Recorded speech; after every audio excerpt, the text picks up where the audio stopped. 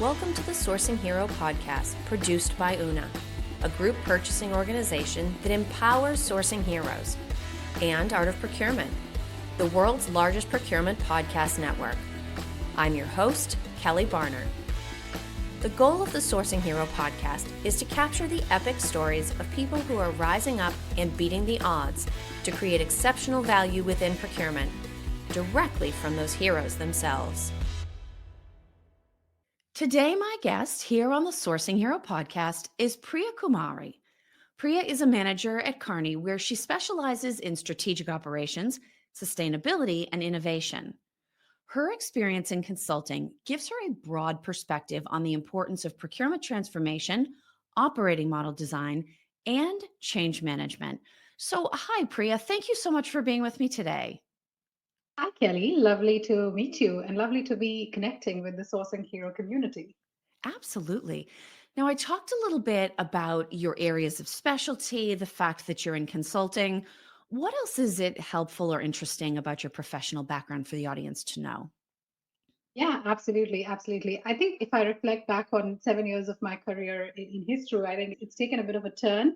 I'm actually an engineer, by heart and by soul, but I'm also an MBA, which puts my kind of business lens on, and that helps me Absolutely. connect with people with very different perspectives. And I think consulting has been that one place. I've talked to people across industries who are procurement category managers, buyers, CPOs, and everybody. And something that really excited me and something that's very fascinating is very often people actually don't even know that they are playing on the same team. They're solving, the same problems. And you see in the room, there's so many different perspectives, so many different Mm. challenges that people face. So I think that's the fun part of my job to connect the dots. Well, and it's interesting that you talk about people not realizing they're on the same team. One thing that might actually align everybody is sort of a shared dislike for change, whether Yeah. it's process or talent or certainly technology these days. Feels like we're constantly trying to absorb these change. And I'll be the first person to raise my hand and say, change is not my favorite. Yeah. Um, and yet, we also know that it's unavoidable. When we are faced with these times of change, and of course, acknowledging everybody's different understanding and comfort level, how can we at least make sure that everyone is aligned around whether a move is small and is being pragmatically pursued, or whether the organization is really going after big, bold shifts? Yeah, I think that's the tricky point, right? You've hit the nail right on head. I before we talk about procurement, I think there's a lot of learning in our individual lives as well. And I am I actually a agree. runner. I started running marathons 3 years ago, I think now. And when I recall my first marathon, I turned it to the ground, all sort of excited because I had done my timing and whatever, but also very nervous. I was not sure if I'm going to survive by the end of the line. And when I looked at people around me, oh my God, it was a windy morning, but everybody was like, oh, we need to beat our personal, kind of record or something. And I think that to me really strikes as something that we have in the corporate world as well. People perceive change very differently. Yes. And just one latest sort of experience that I had, right? If you look at consumer goods companies, chocolates, we all love chocolates, right?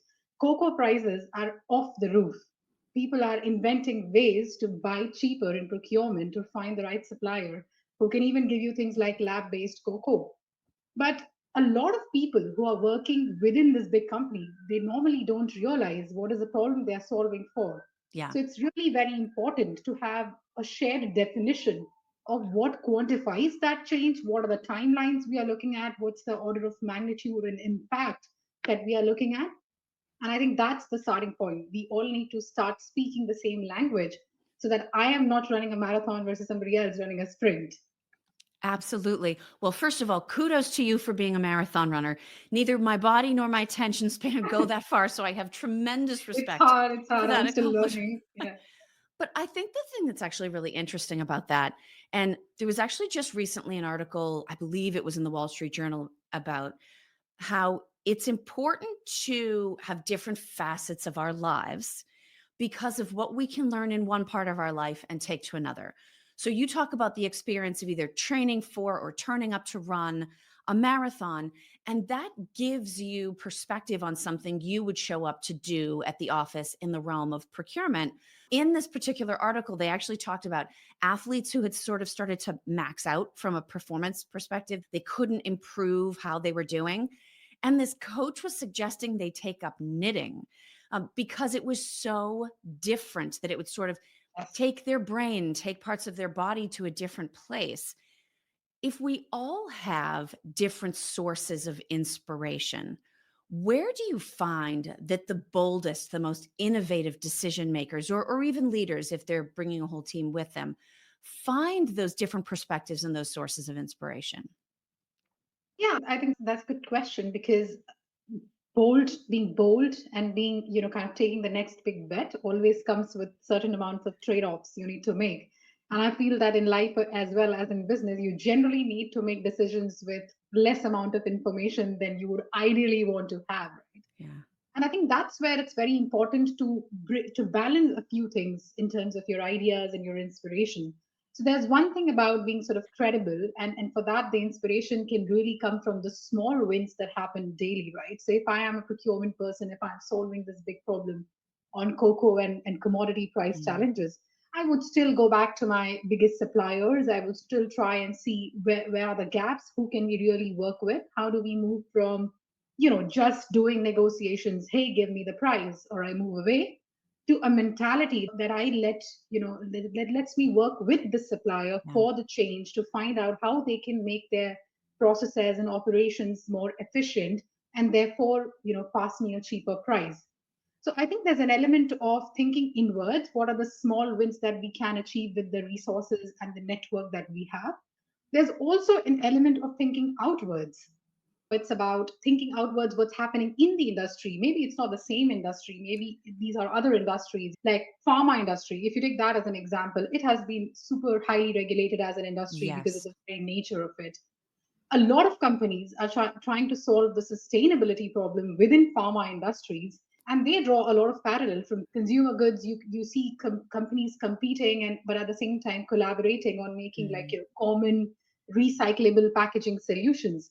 You can take the same inspiration from there and turn it on its head and try and apply that to pharma, of course within its own guardrails. So I think there's an element of reflecting inwards as well as outwards to bring the inspiration.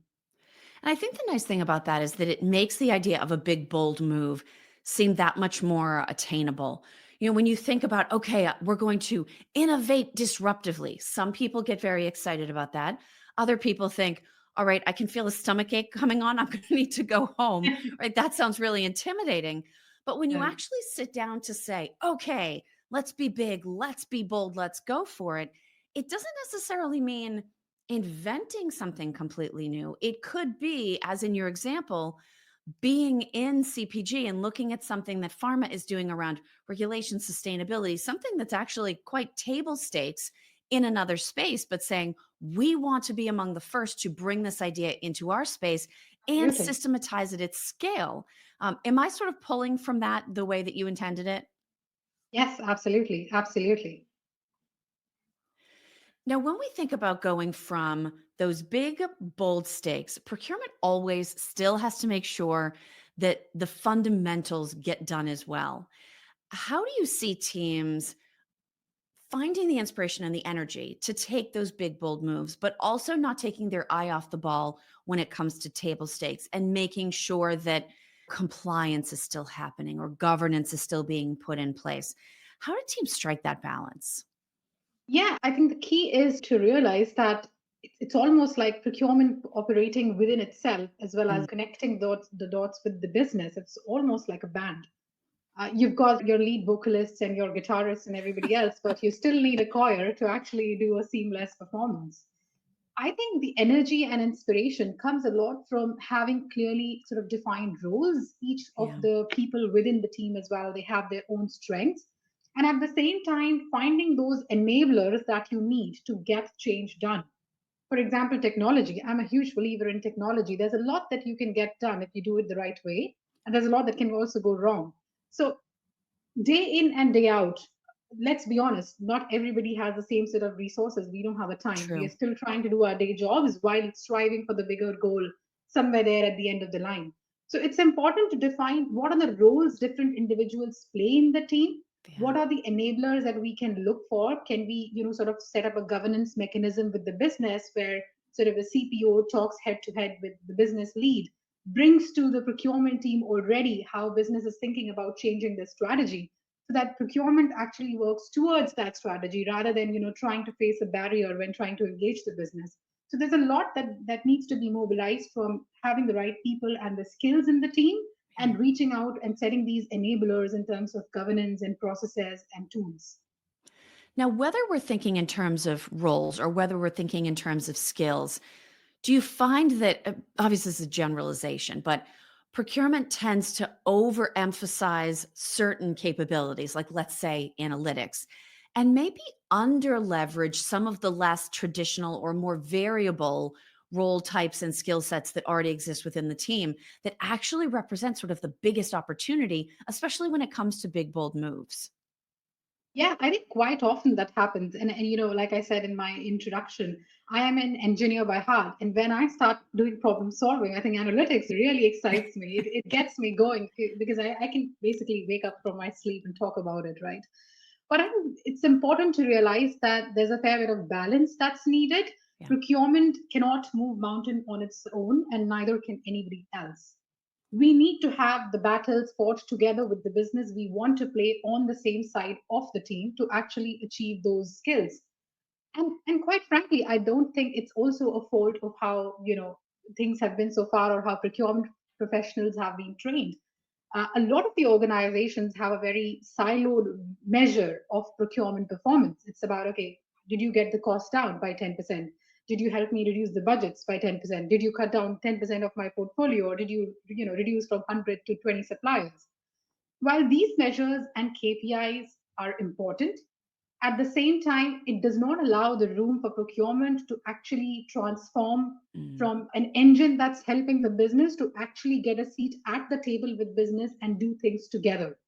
And doing things together is always hard. And to do those hard things, we need to also invest in skills that are about, understanding the relationship with business, managing the stakeholders, thinking more strategically, taking a 30,000 feet view, and then sort of cascading those into procurement actions. And certainly, as we start to think more strategically and work more hand in hand with the business, one of the things I know procurement is going to be asked to step up and help with is mitigating and managing risk. And there is so much risk of all different sizes, shapes, and forms in the world today that just like we've talked about the mindset or the attitude towards change, I think mindset and attitude towards risk can be either healthy or unhealthy.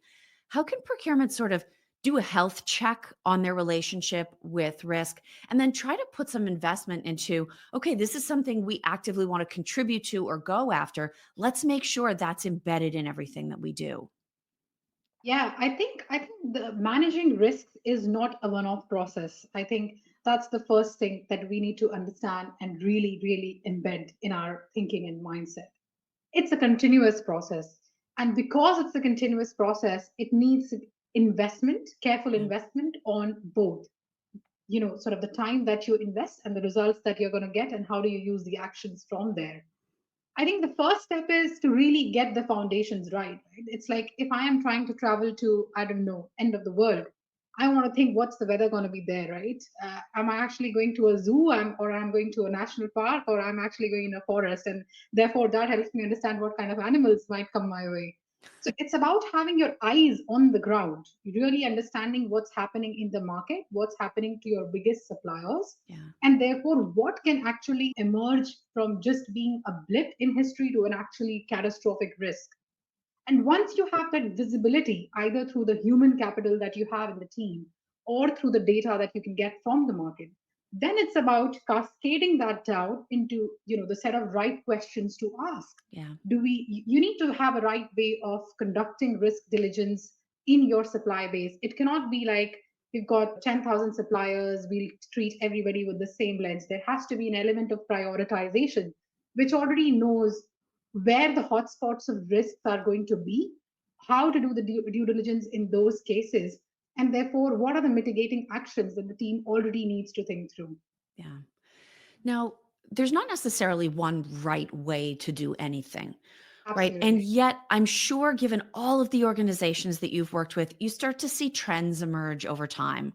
When we think, especially with regard to procurement transformation, what are some of the things that you tend to observe around organizations that are successful versus things that you might notice often appearing in organizations that struggle?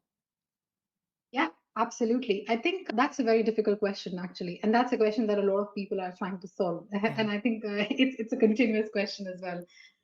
If I recall one of my sort of meetings that I had earlier with the company that I was working for, and there's a very interesting term that got coined in that meeting with a lot of senior stakeholders. It was about a secret strategy. And when you think of it, yeah, I mean, the organization is expecting 10,000 people that they have to deploy that strategy without knowing that strategy.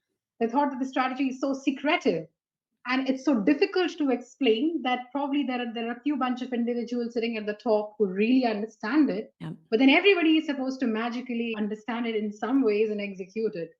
I think that's the biggest block. A lot of people don't know what they are working towards and therefore cannot see the end of the line Yeah. besides doing their day job in and out. And it's important for everybody to speak the same language to work towards the same goal.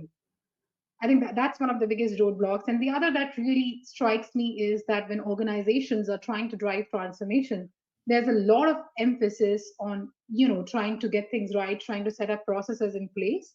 But we need to have this intimate connection within the procurement transformation team or even broadly, where individuals have the appetite to experiment and try new approaches and reach out for help when needed.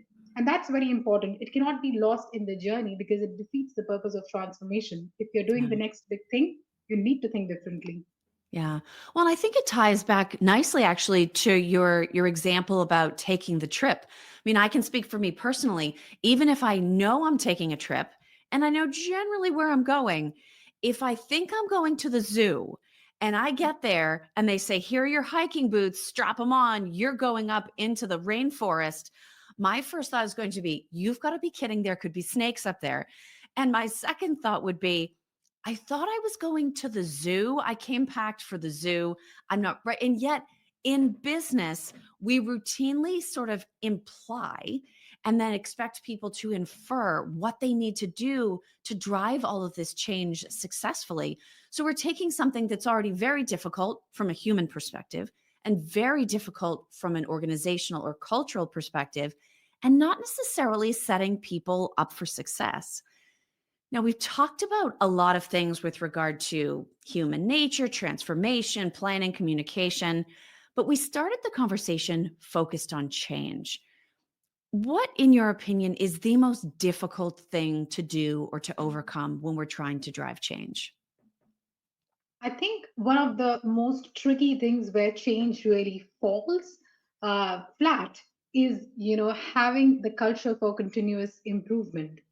Let's be honest, when a lot of the change strategies are designed, they are kind of forward looking. We've got a nice Yeah. plan, we've got a nice Gantt chart of how things are supposed to move, there's a timeline, there's a governance advisory board that meets every time, but there is inherently, because it's an element of change, there is an element of learning on the way. We cannot go in with one plan and say, right, we've got this in paper, we're going to follow this for the next 10 months and expect the same outcome.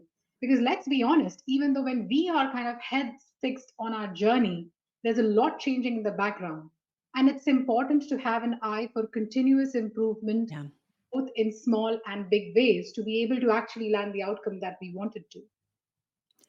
Now, Priya, we have a tradition here at the Sourcing Hero podcast. Everybody goes through this the first time they join me.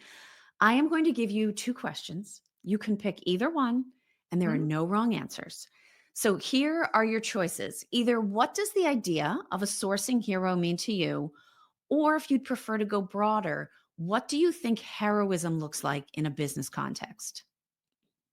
I think that's also my favorite part of the tradition of hearing the Sourcing Hero podcast. And it's a hard question. You make the choice between two, so I'll go for the heroism one, right? I think, in my experience, heroism is quite broad when it comes to the business context. Mm. It's about rolling up the sleeves and sort of having a very unconstrained mindset of doing things. A lot of times we are very used to kind of, this is going to be my day, this is what I want to do, this is what I have to report at the end of 3 quarters. Am I doing this or not? And in doing so, well, it's great to have that focus. But in doing so, we actually sometimes don't have enough time to reflect back and learn from our Yeah. mistakes, and learn from to reach out to help when needed, and think of, what can be done differently than how it's been happening before. So thinking broadly and learning continuously, I think to me that's heroism also, because it takes a lot of effort to do small things continuously. Absolutely, it does. And as we've talked about, sometimes doing those small things consistently and well ends up turning into a big, bold move over time. And so those opportunities are absolutely connected. Priya, this was a really interesting conversation, despite the fact that you potentially took us into the woods where there are snakes. I do not do snakes. Anytime um, again, yes.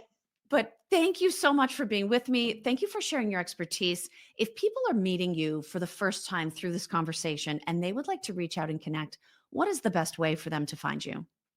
Yeah, absolutely. I'm happy to follow up and and enjoy some of these discussions further. So you can reach me on LinkedIn and search me by my name, Priya Kumari, manager at Kearney in London.